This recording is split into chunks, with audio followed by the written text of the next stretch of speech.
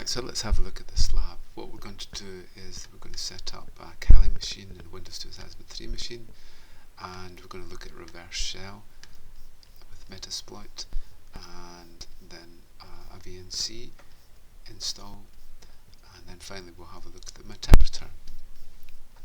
Okay, so I'm going to select an address of 192.168.200.7. Okay, so you should be allocated one, but they just have to be on the same network. And I'll just open up my machines here.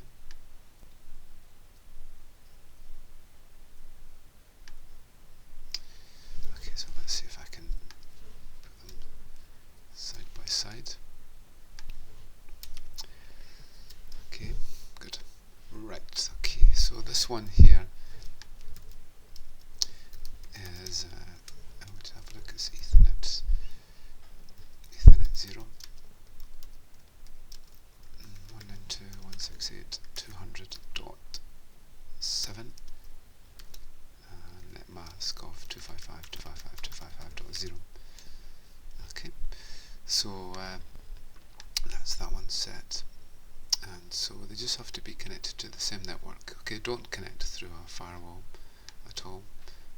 We just need a local connection on a private network, and then we'll set this one up to be .9. Okay.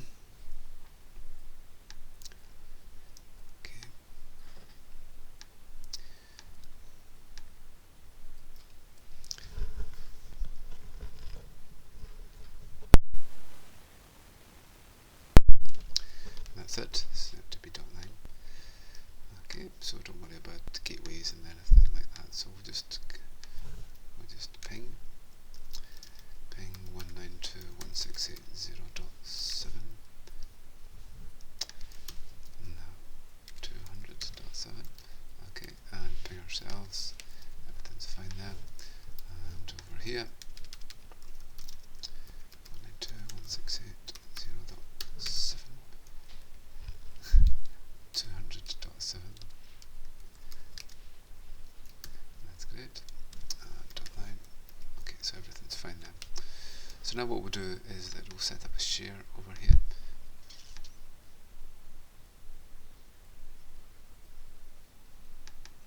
On the C drive. And I'm just going to add a new folder. And in the lab it says meta shear. Okay, so let's just share that one. So we're going to put our exploits in there.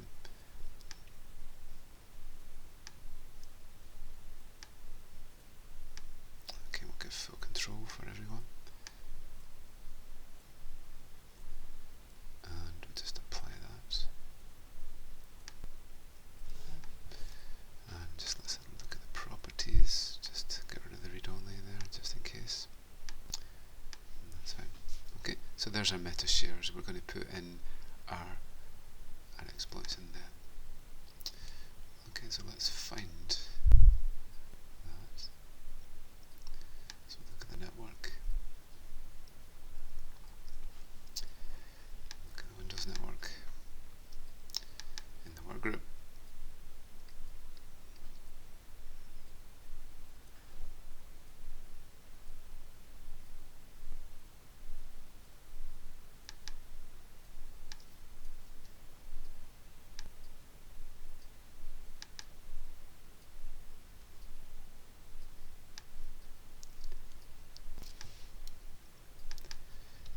Let's try again.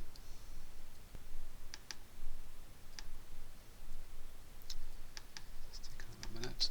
There we go. Okay, so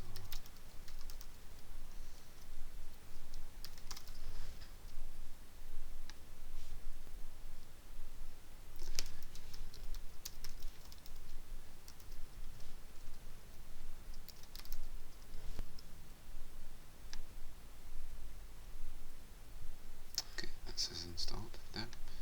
Okay, so there's our share there.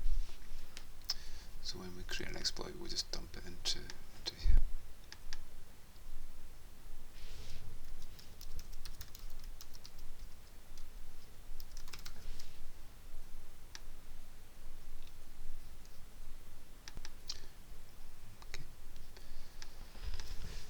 the first one, what we'll do is we'll use MSF Venom to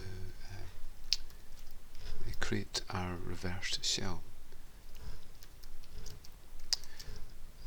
Okay, so it's Windows Shell Reverse TCP, and I'll have to expand this a little bit.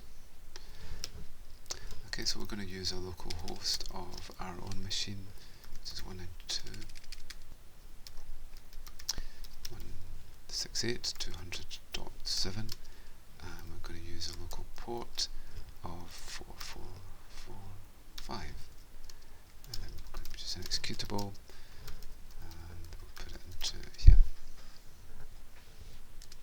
Go.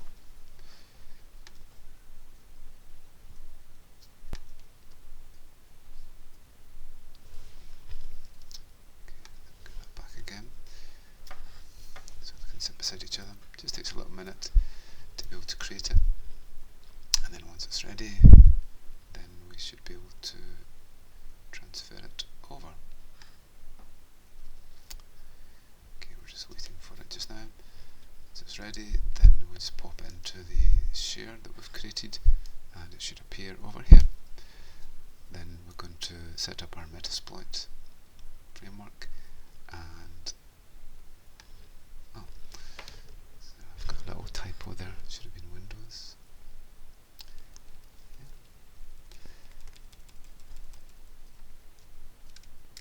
There we go, let's try again. Okay, so whilst that's creating, we'll just have a look over here, and it should appear in here. I'm going to drag it into there, we're going to run it from here, but we don't run it until we've actually defined our, there we go, so we've actually created it, and I think that's it there. So let's transfer it.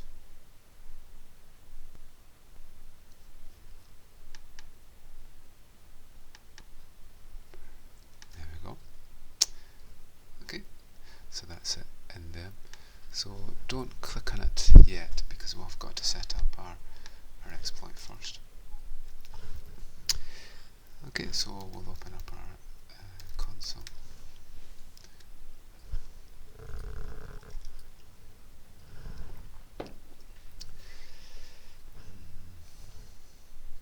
Just takes a little minute. It's got a lot to do, remember. So sometimes you can start up the console actually while you're doing other things. We should have done that possibly, but we'll just wait for it. Okay, so we've got our exploit over here, and what this is going to do is it's going to do a dial back to this machine, and on port 4445. Okay, so we'll just have a look at the version that we have. Okay, and we can show our exploits if we want, so just go ahead and do that. And we can also show our payloads, so again, go ahead and do that as part of the lab, but we'll just go ahead and we'll actually set up our exploit.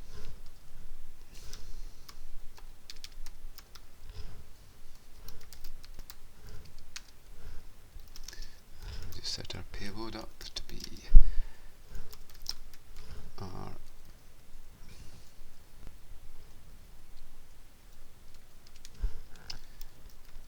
shell reverse TCP.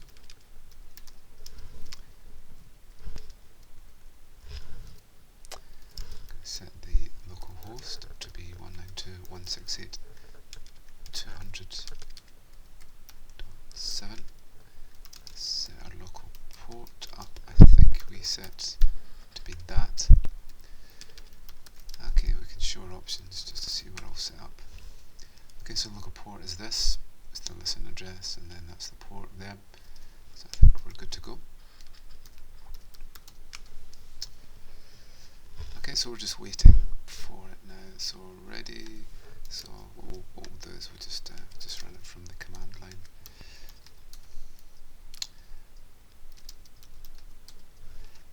Just let me increase the font size here, so it's easier for you to see.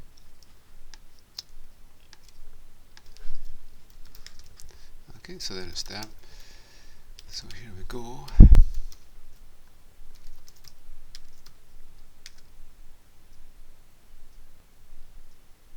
Perfect. Made the connection.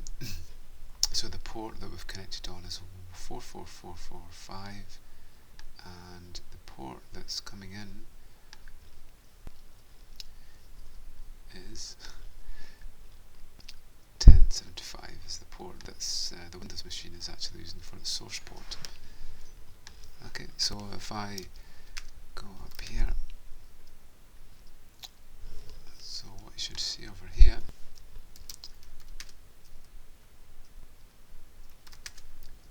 is the same machine as we see over there. Okay, so that shows an example of our reverse shell. What we'll do is we'll just capture the some Wireshark trace. So we'll do it from the Windows machine.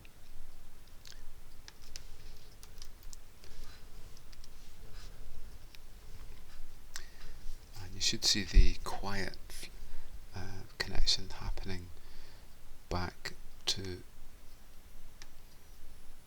4445. And there we go.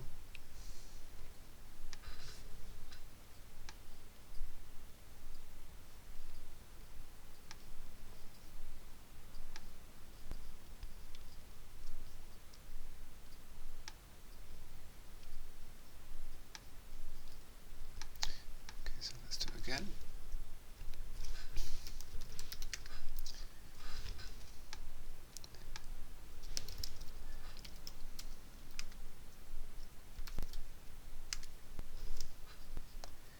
Go. So we actually now have 2 sessions.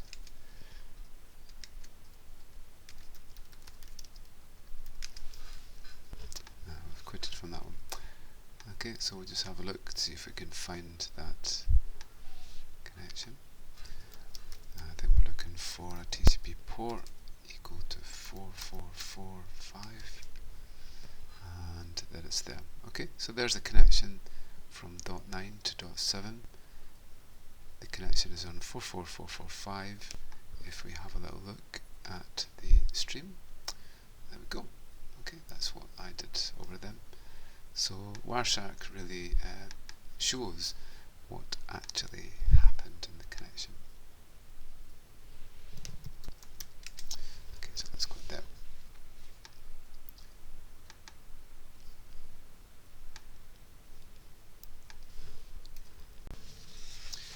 Right, so now what we'll do is the VNC part.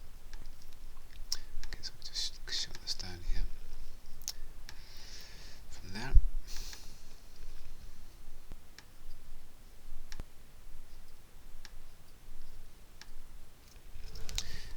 and then over here, just do the same again.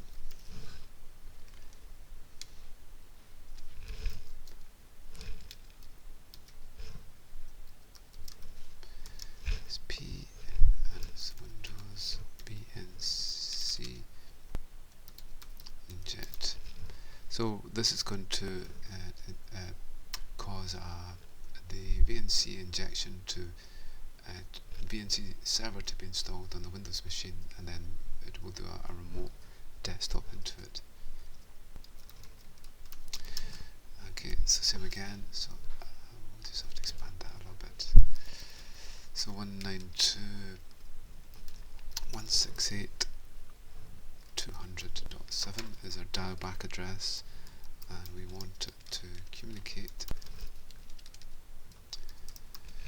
And so let's just go for the same port as the last time. No, we'll go for port 1234.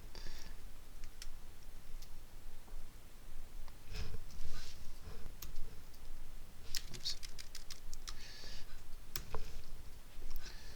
Okay.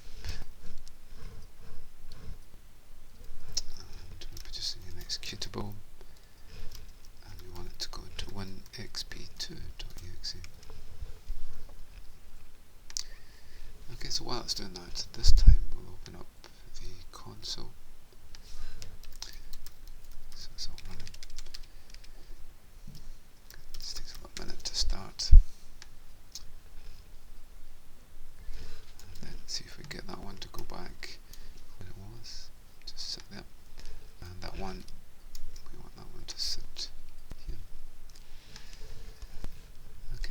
So we've got our second exploit here, so that's 1EXP2, and this time it's port 1234.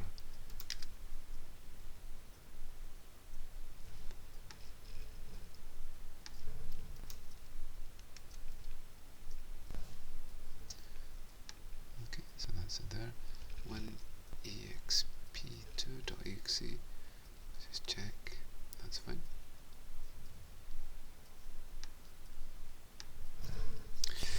Okay, so we'll just go through the same drill as before. Use exploit multi-handler. I'm going to set our payload to be Windows VNC inject / reverse TCP. Set our localhost to be ourselves. It's going to listen on this port on this for this machine. So we're .7, and then we'll set our port to be, I think it's 1234 we set it at. Let's have a look at our options. There we are. Local port set, that's fine, that's great. Okay, so let's go ahead.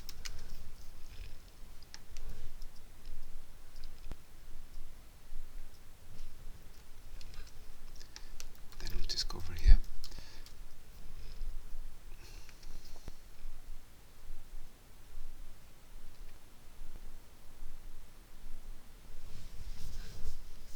So the connection's happened, and we just sit back and wait.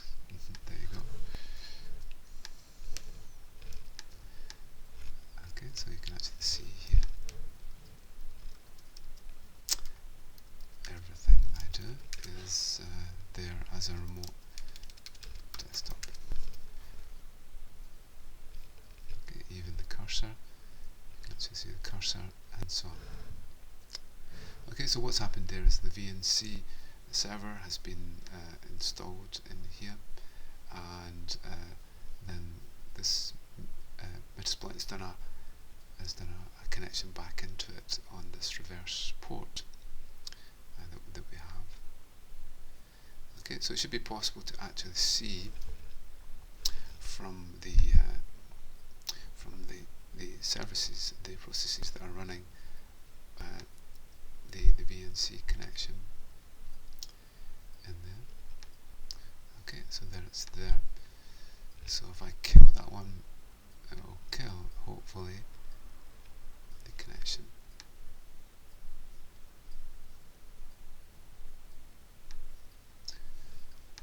Not quite, still there. Not quite killed it properly yet. And you can see we can't let go. Okay, so in this way we can see that we have the connection was actually closed. Okay, so that shows the VNC exploit.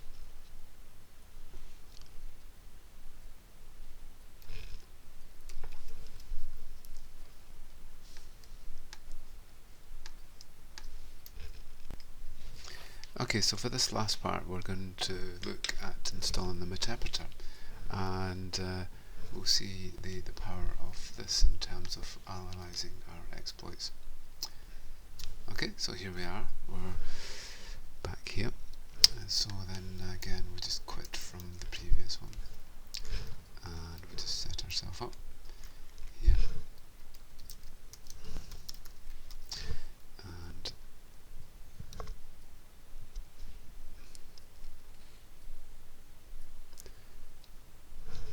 So it's Windows, and then we want Interpreter reverse TCP. Okay, so it's going to do dial back again, and our localhost is equal to 192.168.200.7, and our local port, we'll just make it 1234 again, and produce an executable, and this time it's 1EXP3.exe.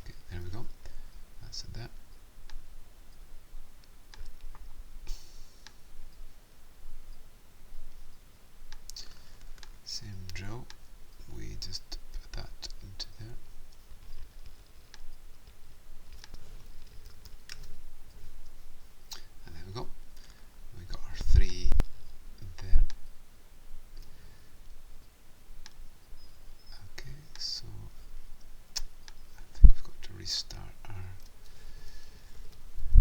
console.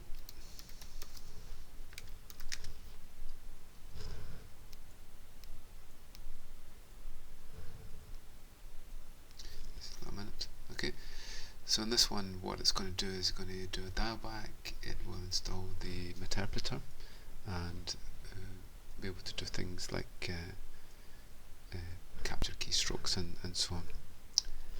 Run processes, do a screenshot. So just wait for it to get started. That's great. Okay, so now we're going to use our exploit.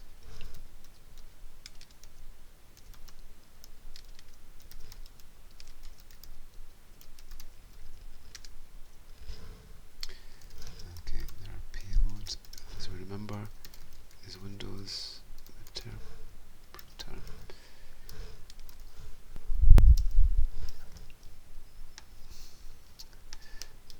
Reverse TCP. Great. Set our local host to be 192.168.200.7. Set our local port. I think we set that at 1234. Just look at our options. Yep, that looks fine. And we'll go ahead and exploit. So what we want is here.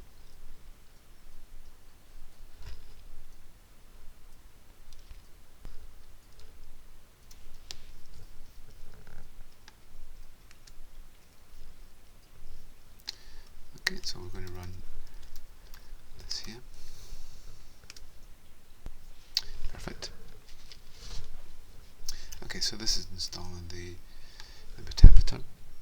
So we can actually have a look at the commands that we've got. There we are. So we've got things like capturing from the camera, there's the keystrokes, keyboard dump, and so on. Okay, a whole lot of commands that we can actually use. So the first thing we'll do is capture from the keyboard. Okay.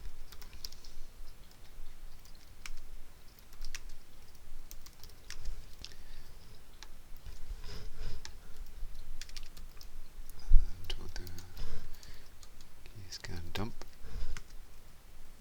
There we go. So we can see the characters coming through. And we'll just stop that. So the next thing we're going to do is we're going to run a program. So the Metasploit allows us to be able to get access to the processes that are running. And let's run a calculator. There we go. Oh, where did that come from? I'll do a screenshot.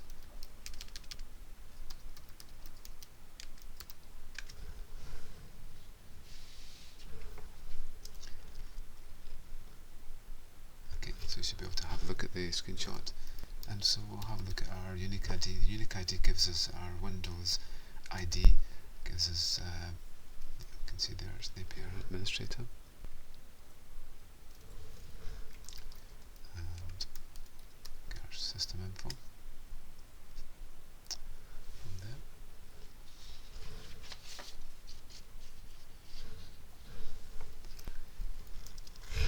Then we can get our SID there. Okay, this is the ID that is unique. And that gives us our Windows domain and also the role of the user. And we'll have a look at the interfaces. And there they are.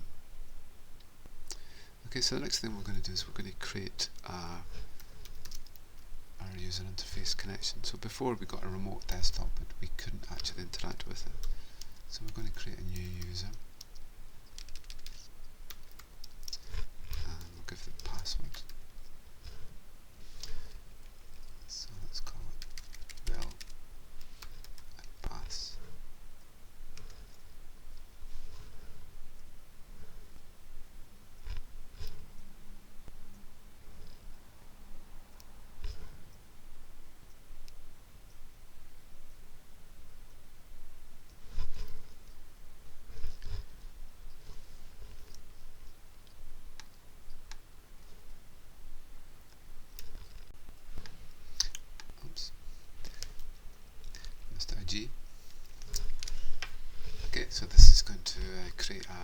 user called Bill and password of pass.